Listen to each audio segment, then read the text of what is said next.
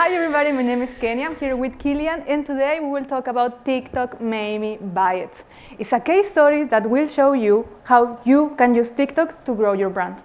But before we go into that, let me introduce you to our client, Elveris. You might know them. They are a big sport brand here in Ireland, and they are a delight to work with. They always are challenging us, and they trust us enough as well to take a leap of faith and try new initiatives for them. With that, it gives them a competitive advantage. We've been working with them for over 5 years, and let me tell you, their targets are not getting any easier. They wanted to grow their overall business by 15% last year. 15% might look small, but let me tell you, it is really hard, because last year we had to outperform the market by 100%. It was a really hard year for retail. I think it was a really hard year for all of us.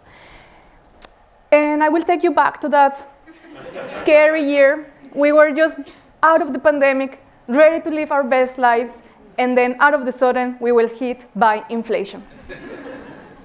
So what happened when we have inflation? 2 things. The first one, everything gets more expensive, and therefore, we have less disposable income. With less money on our pockets, we are more aware where we are spending that money. And truly, we are just looking for the best sale. So that makes us less loyal. In fact, 7 out of 10 people switch between brands in that period. So we could be really scared about this fact, or we could see this as an opportunity. And innovation is all about that. Innovation is the ability to see changes as an opportunity and not a threat. We knew that it was in a good moment where we could help one of our clients to steal some customers from one of their biggest competitors and make them switch back to them. So our strategy was all about that. I think you have already listened to what is share of search. It is just the market share that we have online. So in order to know if this strategy was working, we had an extra focus on that. So after this chat, I will invite you to go to Google, search for Google Trends, and you will see something like this. You will be able to put your name of your brand there, your bigger competitor, and it will tell you a proportion of how many people are looking for your brand in comparison to that competitor that you have. It's totally free, and you will be having an access on that information. So historically, we were seeing that lifestyle sports had more or less 60% of that market share. If we wanted to grow or help grow Elveris on an overall level, so in-store and also in their stores and online, we needed to do something differently. Growth is just a fancy word for new revenue. So we needed to start looking at ways so we could reach new potential customers. We wanted to focus on the demographic of 18 and 24 for a couple of reasons. One of them, when we look at the data and saw that there were people that were already buying, from Elveris. They had the highest conversion rate online, but they contributed to the lower amount of revenue online with only 8%. That was showing us that there was an opportunity there and that we could potentially grow the revenue coming from that demographic. But most importantly, it was the demographic with less financial responsibilities. If we were targeting families before, they might have a bigger basket. They might be shopping for their kids and trying a pair of shoes, maybe for themselves, moms and dads, right? But last year was difficult, so maybe that wasn't the year where you are getting, a fancy purchase for yourself.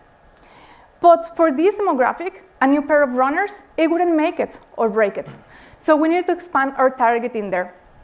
If we were reaching new customers, that will help us to start seeing an increase on brand searches coming from them, and hopefully get some market share from their competitors. So this was our long-term strategy. You might have seen us already from Brandon and Beth's presentation, this funnel. We also had a short-term strategy where we reduced the ROAS for them in order to reach more potential customers. And here is where TikTok comes to play. TikTok will help us in these two areas in the long term. It will help us to reach this new audience and steal market share from their bigger competitors, and therefore achieve that overall business growth. Why TikTok? Because nearly 50% of all TikTok users are in that demographic. And they are spending a scary amount of time in the platform, 97 minutes a day. So, Jesus, so much time there. And like, if you're spending all your time in your mobile in this platform, you don't have time to go and be on other platforms. In fact, you maybe have already the best strategy on Facebook, Instagram, YouTube, but people that are on TikTok are not in other platforms. Just to give an example, 43% of TikTok users are not on Facebook, which means that if you are not on TikTok, you are losing on the possibility of reaching new potential customers. So to take you a little bit more in depth to this strategy, I will pass it to Killian. Thanks, Tanya. Hi everyone, so you all know TikTok. If anyone here doesn't know TikTok, I won't lie, I'm a little bit concerned. But the good news is you'll know everything that you need to know about TikTok after this presentation. So it's got about over 1 billion users, monthly active users worldwide.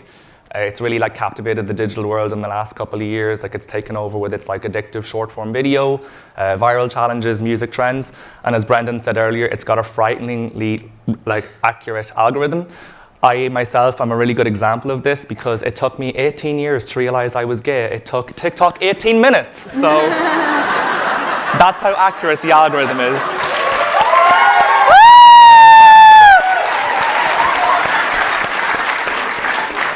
So the next thing I want to talk about is the fact that this strategy that helped us drive growth for Elvery's actually earned us a silver in the Global Social Media Awards. So come on, another clap, guys. We won an award. So basically, you have to agree with everything we say today.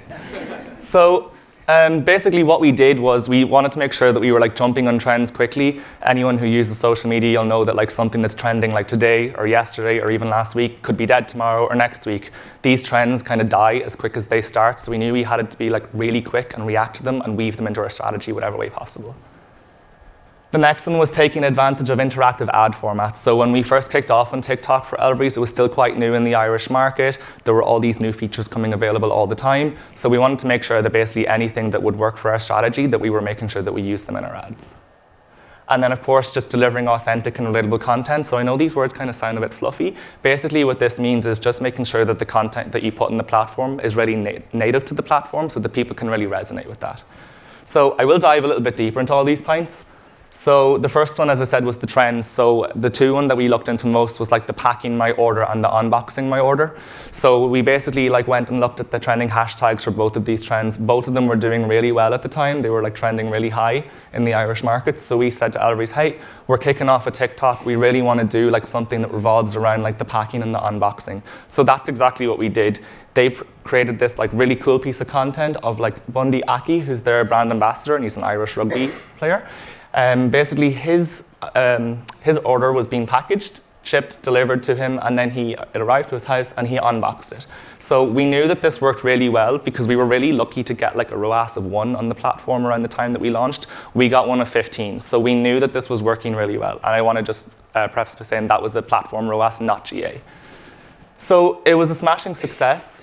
Then the second one that we did was the interactive ad format. So something that we do a lot as well with Elvery's are flash sales. So as Kenya said, about 7 out of 10 people switch between brands now that because of inflation, the loyalty isn't there. So we thought that flash sales would be a really good way to get people to leave the other places where they're shopping and come into our funnel.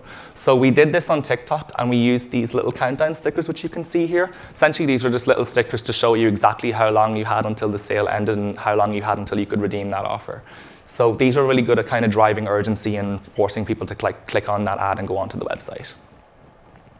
And then just the authentic and relatable content. So you'll see here we've got lots of like content with people in it because people interact with people well. You see here we've got a lot of content of like employees in the workplace creating content for Elvery's TikTok page. And then here we have some customers in shopping, buying school bags and shoes for going back to school. And we know that this worked because when we compared all of our content that featured people against the ones that didn't, we saw a 26% lower cost per click and a 32% higher click-through rate. So we knew that this was working. Also, during the time that we activated on the platform, we saw following growth from about 5K to over 18K. So there was a really substantial following growing there. So again, we were just able to kind of see from all this data that like what we were doing was really resonating with the audience. But if there are two things that I'm absolutely certain of, the first one is you don't win friends with salad. And the second one is you don't win global social media awards with likes and follows. So what about the revenue? That is why we're all here at the end of the day. We need to make sure that like if we're spending money on a platform that it's going to make that return for us, that it's going to generate revenue. So we looked into it, and basically it was very depressing. So it was. I was really sad. I cried when I saw this graph the first time. So when we compared the ROAS for all the channels, we saw that TikTok was the lowest, but then we thought this doesn't make any sense at all. How could we be getting all these followers, all these likes, all these comments, all this engagement for none of these to convert? It didn't make any sense at all. So I'm going to hand you back to Kenny now, who's going to show you how that we did prove the impact of TikTok. Thanks, Gillian.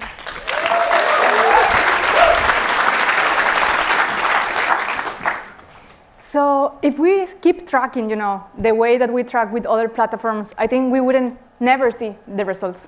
We need to start to think differently. As by now, that people on TikTok spend a whopper amount of time there, so they are not going to click on the ad and go out. They are staying within the platform. But what we knew was that by being there in front of them through our mobiles, there will be an impact. So we start tracking the number of impressions that we were serving on TikTok. And we saw a striking correlation here. As you see, the bars are the number of impressions that we were getting on TikTok, and Google Ads help us to demonstrate the value that the platform was having. We start seeing that people in that demographic were searching more for Elvery's and converting through the Google brand ads on search. So the more we were showing our ads on TikTok, the more revenue that other platforms were getting as a result.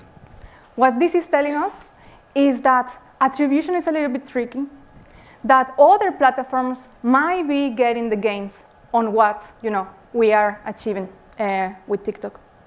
The second thing that we wanted to prove, it was our hypothesis. By reaching new potential customers, we needed to see an increase on brand searches. And that's exactly what it happened. We were able to move the dial on share of search from 42 to 55. It was the first time ever that Elvery's was winning ahead their bigger competitor in Ireland. And that happened in only 6 months. So to recap the results. We achieved a ROAS of 7.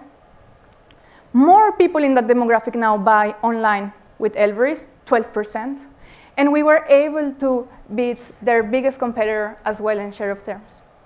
As a result, we helped Elvery's to grow their overall business by 18%. So before I leave you, I want to leave you with 2 things.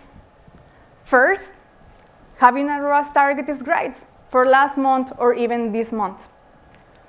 But investing on your brand is going to pay dividends in the next 12 months.